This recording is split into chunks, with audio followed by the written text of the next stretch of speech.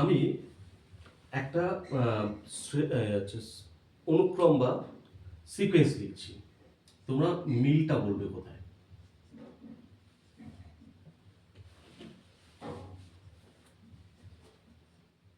এটা একটা অনুক্রম আমি লিখেছি বা সিকোয়েন্স লিখেছি, এই সিকোয়েন্সের ভিতরে কিছু মিলটেল খুঁজে পাচ্ছ? তিন তিন তিন করে গ্যাপ, রাইট। প্রথম পদটার সাথে দ্বিতীয় পদটার ডিফারেন্সটা হচ্ছে 3, তাহলে এটা 3 ডিফারেন্স, এটাও 3 ডিফারেন্স, এটাও 3 ডিফারেন্স। তাহলে যে অনুক্রমে বা যে প্রগতিতে এরকম পরপর দুটি পদের মধ্যে একটি নির্দিষ্ট ডিফারেন্স থাকবে, সেই অনুক্রমটাকে আমরা বা সেই প্রগতিটাকে আমরা সমান্তর প্রগতি বলবো। বলতে পারলাম? এক্ষেত্রে দ্বিতীয় পদের সাথে প্রথম পদের যে ডিফারেন্স, তৃতীয় পদের সাথে দ্বিতীয় পদের তাই ডিফারেন্স, চতুর্থ পদের সাথে তৃতীয় পদের ডিফারেন্সটা আমার একই। তো এর একটি সাধারণ আকারে আমি লিখছি, এটা ফার্স্ট টার্ম লিখেছি a প্লাস ডি, ডিটা লিখেছি ডিফারেন্সের জন্য। তাহলে এই পদটার সাথে এই পদটার ডিফারেন্স কত?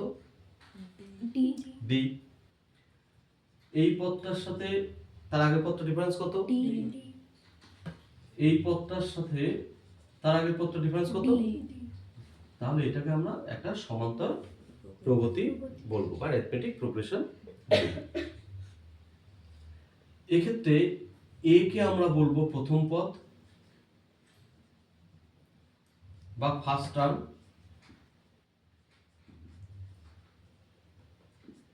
আর ডিটাকে বলছি আমরা সাধারণ পদ বা সাধারণ অন্তর। সাধারণ পদ না বলে সাধারণ অন্তর বলি, সাধারণ অন্তর,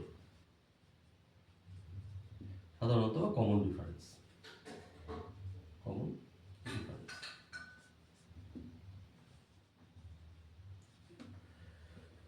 এইবার যেটা আমরা বার করব, যে প্রথম পদ, দ্বিতীয় পদ, তৃতীয় পদ, চতুর্থ পদ, এগুলো আমরা দেখতে পাচ্ছি। হঠাৎ করে আমাকে যদি বলে কেউ 40তম পদটা কত হবে, কিভাবে বার করবো? তাহলে একটা নির্দিষ্ট ফর্মুলার সাহায্যে আমরা সেটাকে বার করব। সেটাকে আমরা বলছি এন এর টার্ম বা সাধারণ পদ। এখানে আমরা বলছি সাধারণ পদ, সাধারণ পদ। এটাকে আমরা ডিনোট করছি টিএন দ্বারা। এই সাধারণ পদটা কিভাবে নির্ণয় করবো সেটাই বোঝাচ্ছি, ঠিক আছে? কিরকম দেখো, তোমরা নিজেরাই করতে পারবে। প্রথম পদে টার্ম 1, প্রথম পদে কি আছে? এ। দ্বিতীয় পদে কি আছে? এ প্লাস ডি। তৃতীয় পদে কি আছে? এ প্লাস 2ডি। চতুর্থ পদে কি আছে? এ প্লাস 3ডি। ওকে, এ প্লাস 3ডি এই আছে। আমি এটাকে যদি একটু রিরাইট করি, অন্যভাবে রাইট করি, কিরকম? এ প্লাস 1 মাইনাস 1 ইন্টু ডি। দেখো তো ঠিক প্রত্যেকটাকে আমি এইভাবে রাইট করতে পারছি না? এ প্লাস 2 মাইনাস 1 ইন্টু ডি, তাই তো? তাই আসছে a plus 3 minus 1 into D আসছে, a plus 4 minus 1 into D. আমার হাতে থাকবে প্রথম পদ, আমার হাতে থাকবে সাধারণ অন্তর, আমার হাতে থাকবে এন এর মানে কততম পদ বার করতে বলছি সেটা। এবং প্রথম পদের ক্ষেত্রে এনটা 1, এখানে 1 বসেছে। দ্বিতীয় পদের ক্ষেত্রে এনটা 2, এখানে 2 বসেছে।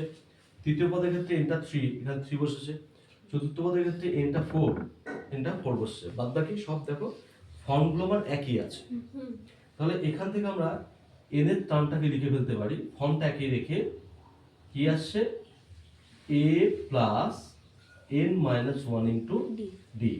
তাহলে এইটা হচ্ছে আমার সাধারণ পদ বা কমন টার্ম।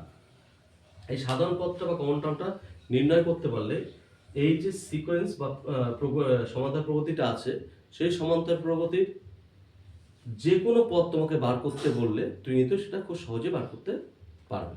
বলতে পারলাম? তাহলে এই রিলেটেড প্রশ্নগুলো কিরকম থাকতে পারে? কখনো দেখা যাচ্ছে তোমাকে এটা দিতে পারে, ডিটা দিতে পারে, এনটা বলে দিতে পারে, সাধারণ পদটা বার করতে বলতে পারে। আবার কখনো ঘুরিয়ে দিতে পারে, কিরকম? কোনো একটা পদ এরকম দিয়ে দিল, বললো কততম পদ এটা, কততম পদ। ধরো টিএনটা আমাকে বলে দিয়েছে আর আমার এইগুলোও দিয়ে দিয়েছে, কিন্তু টিএন মানে যে পদটা ওরা দিয়েছে সেটা কততম পদ আমি বার করতে পারছি না। তাহলে তখন আমরা এই ফর্মুলাটার সাহায্য নিয়ে কিন্তু আমরা ওই কততম পদ বার করতে পারবো। কেন? আমার tn এর মানটা জানা থাকবে, আমার দেখা যাচ্ছে প্রথম পদটা জানা থাকবে, আমার দেখা যাচ্ছে সাধারণ অন্তর বা কমন ডিফারেন্সটাও আমার জানা থাকবে। তাহলে এই ফর্মুলাতে বসিয়ে দিলে tn a d এগুলো বসিয়ে দিলে আমরা এনটা ক্যালকুলেট করে নিতে পারবো। বা দেখা যাচ্ছে কোনো প্রশ্নে আমার আরেকটু অন্যরকম ঘুরিয়ে দিল, দেখা যাচ্ছে শেষ পদ বলে দিল, এ বলে দিল, আর এন বলে দিল, ডিটা বার করতে বললো। তার মানে একটা টার্ম থেকে একটা টার্মটাকে ইউজ করে আমরা বিভিন্ন ধরনের প্রবলেম কিন্তু সলভ করতে পারি। এটা হচ্ছে সাধারণ পদের ফর্মুলা সমাধান।